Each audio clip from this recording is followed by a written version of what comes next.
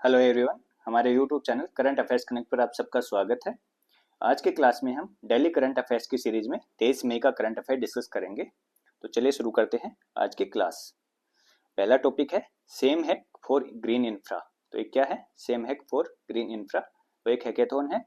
ठीक है, तो सीमेंट एवं निर्माण सामग्री परिषद एनसीबी वल्लभगढ़ में 20 मई को डीपीआईआईटी वाणिज्य एवं उद्योग मंत्रालय के संयुक्त सचिव संजीव द्वारा अपनी तरह के पहले राष्ट्रीय स्तर के हैकेथॉन का प्रारंभ किया गया।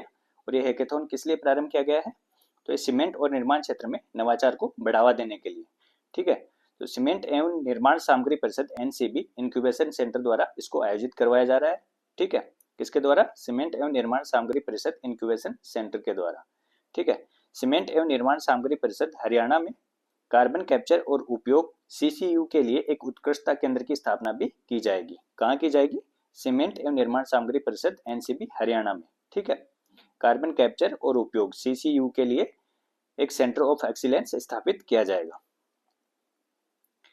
हाल ही में विज्ञान एवं प्रौद्योगिकी विभाग ने एक अग्रणी राष्ट्रीय पहल सीमेंट क्षेत्र में 5 कार्बन कैप्चर और उपयोग परीक्षण केंद्र CCU test bed 5 CCU test bed का अनावरण किया है। ठीक है, तो ये 5 जो सीसीयू टेस्ट बेड हैं वो क्या करते हैं?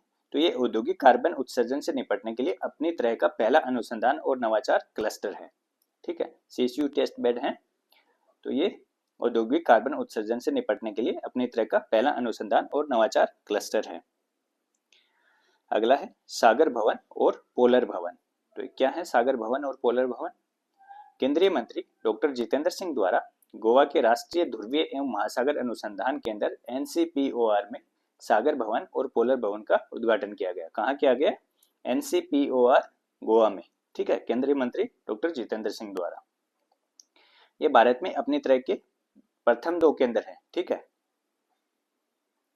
सागर भवन के बारे में देखते हैं। तो सागर भवन है वो 13 करोड़ रुपए से निर्मित सागर भवन 1772 वर्ग मीटर में फैला हुआ है और इसमें 2 -30 डिग्री सेल्सियस आइस कोर प्रयोगशालाएं हैं। ठीक है, 2 -30 degree Celsius ice core lab इसमें स्थापित की गई है। ठीक है, और ये भारत में अपनी तरह की पहली है। ठीक है, पहली बार भारत में इस तरह की आइस कोर लैब स्थापित की गई है। ठीक है, तो इसमें 2 -30 degree Celsius ice core lab और तलछट और जैविक नमूनों को संग्रहित करने के लिए +4 डिग्री सेंटीग्रेड भंडारण इकाइयां शामिल है। ठीक है, तो ये सागर भवन में स्थापित की गई है। इस भवन में 29 कमरे भी हैं जिसमें ट्रेस मेटल और आइसोटोप अध्ययन के लिए एक धातु मुक्त क्लास 1000 क्लीन रूम भी शामिल है। ठीक है, तो ये इसकी कैटेगरी है क्लास 1000। ठीक है, तो जिसमें ये जो 29 कमरे हैं उसमें ट्रेस मेटल और आइसोटोप अध्ययन के लिए एक धातु मुक्त क्लास 1000 क्लीन रूम भी शामिल है। 100 नहीं सॉरी, क्लास 1000 क्लीन रूम शामिल है। ये इसकी कैटेगरी है क्लास 1000।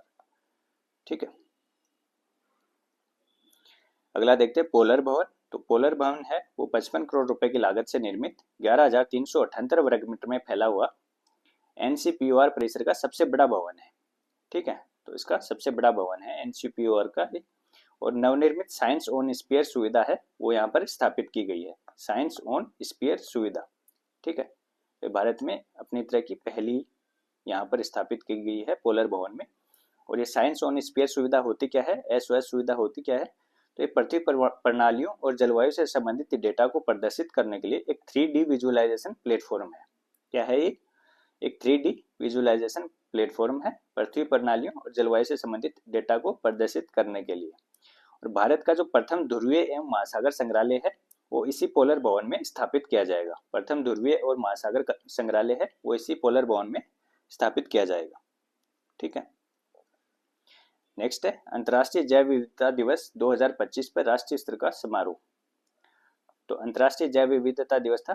ठीक है, तो वो 22 मई को था, कल था वो, उसके बारे में हमने पढ़ा भी था। तो इसके ऊपर जो राष्ट्रीय स्तर का समारोह हुआ है वो कहाँ पर आयोजित किया गया है? तो राजस्थान के उदयपुर में आयोजित हुआ है। ठीक है, राजस्थान के उदयपुर में 22 मई को आयोजित किया गया है। और किनके द्वारा किया गया है? तो केंद्रीय पर्यावरण वन और जलवायु परिवर्तन मंत्रालय, राष्ट्रीय जैव विविधता प्राधिकरण, राजस्थान वन विभाग और राजस्थान राज्य जैव विविधता बोर्ड के द्वारा इसको राजस्थान के उदयपुर में आयोजित किया गया है। और जो अंतर्राष्ट्रीय जैव विविधता दिवस है उसकी थीम क्या है, कल हमने पढ़ी थी, प्रकृति के साथ सामंजस्य और सतत विकास, ये इसकी थीम थी। ठीक है, अगला है केंद्र सरकार के आवास आवंटन में विकलांग व्यक्तियों के लिए 4% आरक्षण दिया गया है। तो केंद्र सरकार की जो आवास योजनाएं हैं उसमें विकलांग व्यक्तियों को अब 4% आरक्षण प्रदान किया जाएगा। दिव्यांगजन अधिकार अधिनियम 2016 के अनुरूप संपदा निदेशालय ने, भारत सरकार की संपदा निदेशालय ने दिव्यांगजनों के लिए केंद्र सरकार के आवासीय सुविधाओं तक उचित पहुंच सुनिश्चित करने के लिए एक कार्यालय ज्ञापन जारी किया है। ठीक है, और उसमें लिखा है कि इनको 4% आरक्षण दिया जाएगा।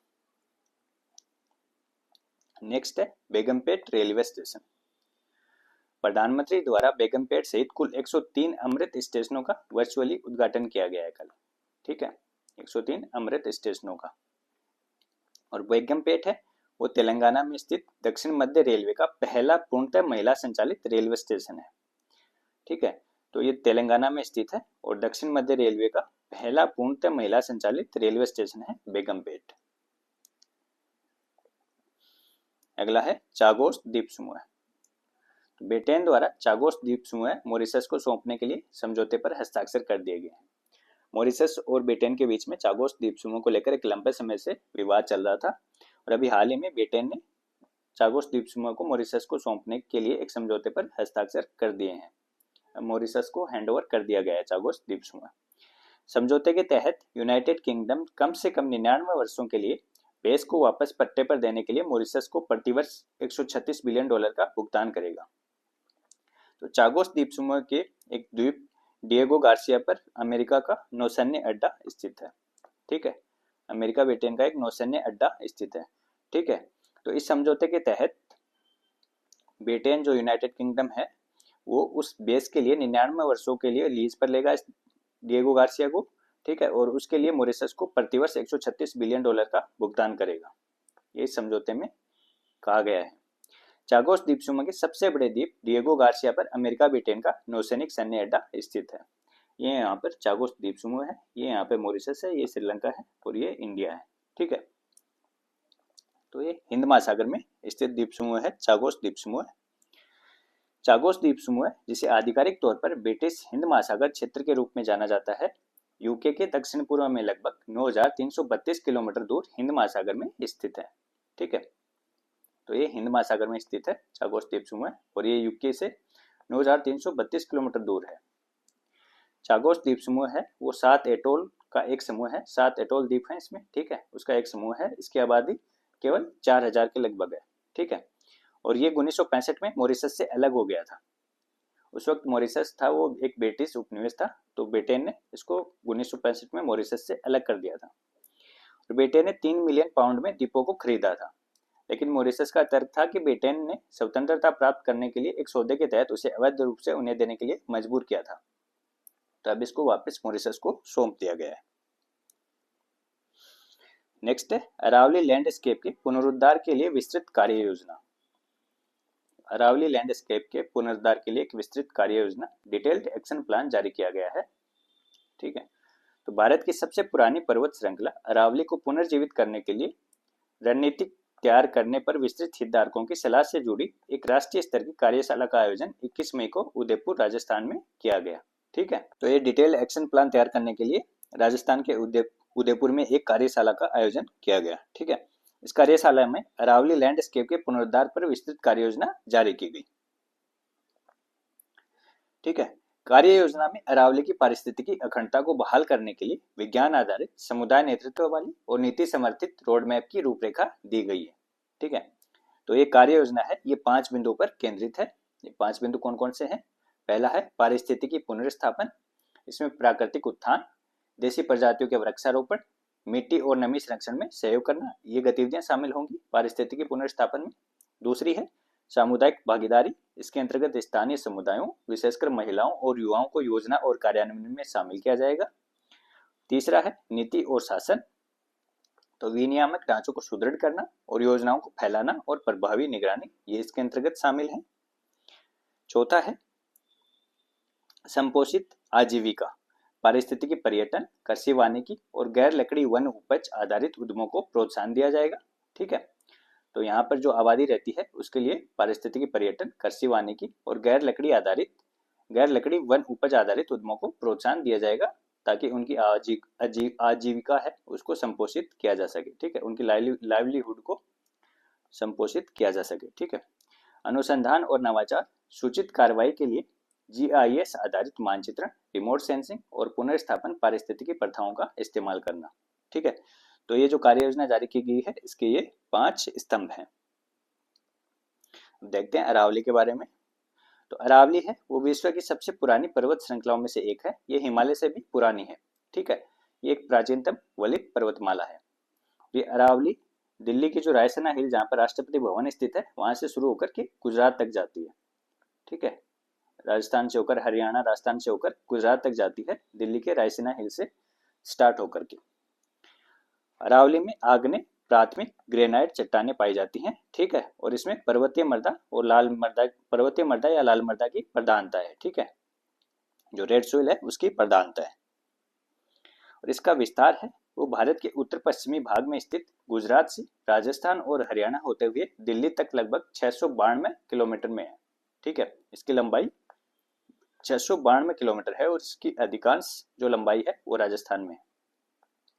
ठीक है, अधिकांश भाग इसका राजस्थान में स्थित है।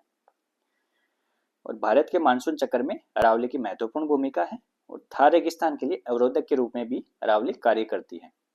ये महान भारतीय जल विभाजक रेखा है। और सर्वोच्च पर्वत शिखर सिरोही जिले के माउंट आबू में गुरु शिखर है, जिसकी ऊंचाई है वो 1700 वास्तविक ऊंचाई 1722 मीटर है, लेकिन उसकी 1727 मीटर ऊंचाई भी मानी जाती है। वो कैसे मानी जाती है? क्योंकि इसके ऊपर एक दत्तात्रेय ऋषि का 5 मीटर ऊंचा मंदिर है, जिसे जोड़ने के बाद इसकी लंबाई 1727 मीटर मानी जाती है। ठीक है, और अरावली के संरक्षण के लिए एक अरावली ग्रीन वॉल परियोजना चलाई जा रही है। ये 4 राज्यों राजस्थान, हरियाणा, दिल्ली, गुजरात, ठीक है, इन 4 राज्यों जो अरावली जिनमें फैली हुई है, तो इनमें अरावली पहाड़ी श्रृंखला के आसपास 5 किलोमीटर बफर क्षेत्र को हरा भरा करने की पहल है। ठीक है, तो ये अरावली ग्रीन वॉल परियोजना है। नेक्स्ट है त्रिपुरा की कमालपुर नगर पंचायत द्वारा एकल उपयोग प्लास्टिक का विकल्प प्रस्तुत किया गया है। ठीक है, तो कहाँ की है? त्रिपुरा की कमालपुर नगर पंचायत। इसके द्वारा जो सिंगल यूज प्लास्टिक है उसका विकल्प प्रस्तुत किया गया है। तो एकल उपयोग प्लास्टिक के विकल्प के रूप में पॉलीब्यूटिलीन एडिपेट टेरेप्थेलेट PBAT से बने कंपोस्टेबल बैग पेश किए गए हैं। किससे? पॉलीब्यूटिलीन एडिपेट टेरेप्थेलेट PBAT इससे बने कंपोस्टेबल बैग हैं वो पेश किए गए हैं। पॉलीब्यूटिलीन एडिपेट टेरेप्थेलेट PBAT एक बायोडिग्रेडेबल रसायन मुक्त थर्मोप्लास्टिक कोपोलीमर है। ठीक है, तो ये बायोडिग्रेडेबल है और इसमें केमिकल नहीं होते। इसे नवीकरणीय संसाधनों जैसे मक्का स्टार्च और गन्ना से बनाया जाता है। ठीक है, इसे नवीकरणीय संसाधनों से बनाया जाता है। किससे? मक्का स्टार्च और गन्ना से। इससे बने पर्यावरण अनुकूल बैग हैं वो 180 दिनों के भीतर विघटित हो जाते हैं, जबकि जो सिंगल यूज प्लास्टिक है वो हजारों सैकड़ों सालों तक विघटित नहीं होता है, उसकी लाइफ बहुत ज्यादा होती है। ठीक है, तो ये बायोडिग्रेडेबल है, 180 दिनों के भीतर विघटित हो जाते हैं। नेक्स्ट है न्यायमूर्ति के सोमशेखर। तो न्यायमूर्ति के सोमशेखर हैं, उनको भी मणिपुर उच्च न्यायालय के मुख्य न्यायाधीश नियुक्त किया गया है। ठीक है, कहाँ का? मणिपुर उच्च न्यायालय के मुख्य न्यायाधीश कौन बने हैं? न्यायमूर्ति के सोमशेखर। ठीक है, अगला है तपन कुमार डेका। तो तपन कुमार डेका है वो IIB के प्रमुख है और अभी इनको 1 साल का और सेवा विस्तार दिया गया है और ये दूसरी बार उनको सेवा विस्तार दिया गया है। तपन कुमार डेका को IIB इंटेलिजेंस ब्यूरो जो है उसके ये प्रमुख हैं। और डेका हिमाचल प्रदेश कैडर के 1988 बैच के भारतीय पुलिस सेवा के अधिकारी हैं। ठीक है, नेक्स्ट है बुलबुल V2। तो बुलबुल V2 क्या है? तो ये बेंगलुरु स्थित AI स्टार्टअप सर्वम AI का text to speech AI voice model है। टेक्स्ट को वॉइस में कन्वर्ट करने वाला मॉडल है। ठीक है, text to speech AI voice model है सर्वम AI का बुलबुल V2 और ये 11 भारतीय भाषाओं को सपोर्ट करता है। 11 भारतीय भाषाओं में ये टेक्स्ट को पढ़ सकता है, वॉइस में कन्वर्ट कर सकता है। ठीक है, नेक्स्ट है क्रोफर्ड फंड मेडल 2024। तो एक क्रोफर्ड फंड मेडल है 2024 का, ये कृषि वैज्ञानिक कदमबोध सिद्दीकी को प्रदान किया गया है। कदमबोध सिद्दीकी को प्रदान किया गया है। ठीक है, और जो कदमबोध सिद्दीकी हैं वो भारत के केरल के रहने वाले थे। ठीक है, ये भारतीय मूल के कदमबोध सिद्दीकी हैं, वो पश्चिमी ऑस्ट्रेलिया विश्वविद्यालय के the UW institute of agriculture में प्रोफेसर और डायरेक्टर हैं। ठीक है, और जो क्रोफर्ड फंड मेडल है ये उन लोगों को प्रदान किया जाता है जिन्होंने क्रोफर्ड फंड के कार्यक्रमों और संबंधित गतिविधियों के माध्यम से अंतर्राष्ट्रीय कृषि अनुसंधान में उल्लेखनीय और निरंतर योगदान दिया है। ठीक है, तो एग्रीकल्चर रिसर्च के लिए इनको एक क्रोफर्ड फंड मेडल दिया गया है। कैंपस कॉलिंग कार्यक्रम, तो कैंपस कॉलिंग कार्यक्रम क्या है? तो ये राष्ट्रीय महिला आयोग की एक पहल है, नेशनल कमीशन फॉर वुमेन्स की एक पहल है।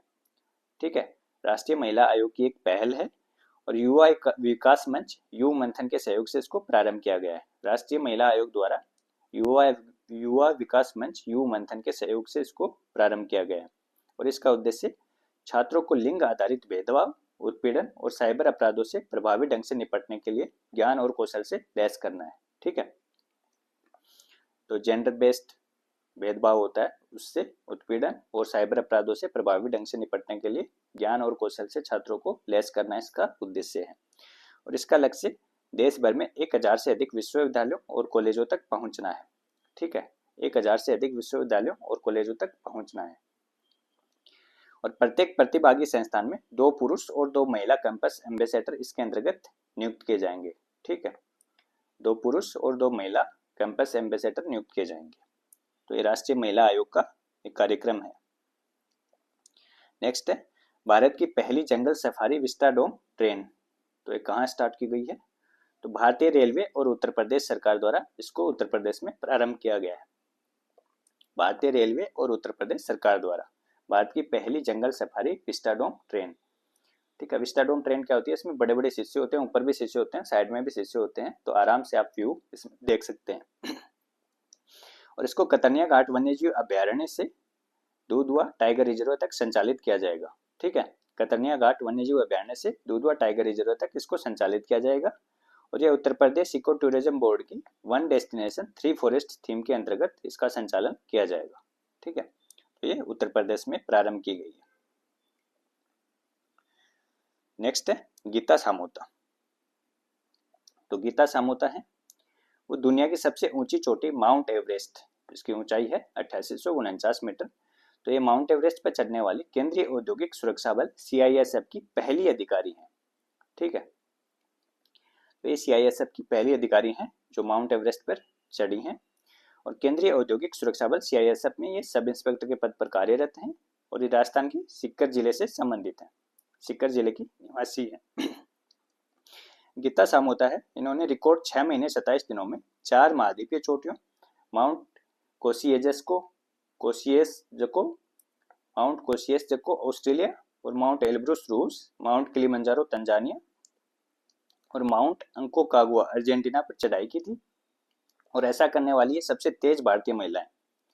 ठीक है, तो 6 महीने 27 दिनों में इन्होंने इन 4 चोटियों की चढ़ाई भी की थी और ऐसा करने वाली सबसे तेज महिला है।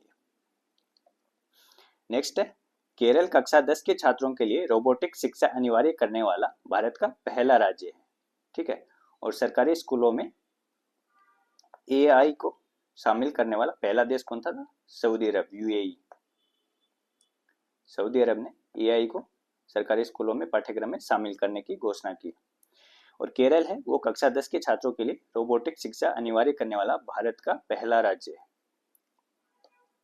तो Kerala infrastructure and technology for education KITE द्वारा ये प्रबंधित पहल है और संशोधित सूचना और संचार प्रौद्योगिकी पाठ्यक्रम में 10वीं कक्षा की पाठ्य पुस्तक में द वर्ल्ड ऑफ रोबोट्स नामक एक अध्याय शामिल किया गया है। तो 10वीं कक्षा के छात्रों के लिए रोबोटिक शिक्षा को अनिवार्य करने वाला भारत का पहला राज्य कौन सा है? तो केरल है। नेक्स्ट है गोल्डन डोम मिसाइल शील्ड। तो गोल्डन डोम मिसाइल शील्ड क्या है? तो ये संयुक्त राज्य अमेरिका की प्रस्तावित अगली पीढ़ी की मिसाइल रक्षा प्रणाली है, next generation missile defence system है। ठीक है, और एक मल्टी लेयर मिसाइल रक्षा प्रणाली है और पहली बार इसमें स्थल के साथ साथ अंतरिक्ष आधारित प्रौद्योगिकियां भी शामिल की गई है।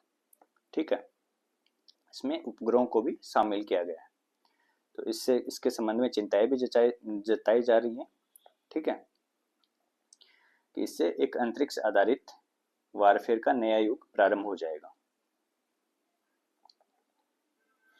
गोल्डन डोम के घटक मौजूदा अमेरिकी मिसाइल रक्षा परिसंपत्तियों के लिए से लिए जाएंगे, जिनमें Patriot missile battery, third terminal high altitude area defence, Aegis ballistic missile defence और ground based mid course defence शामिल हैं।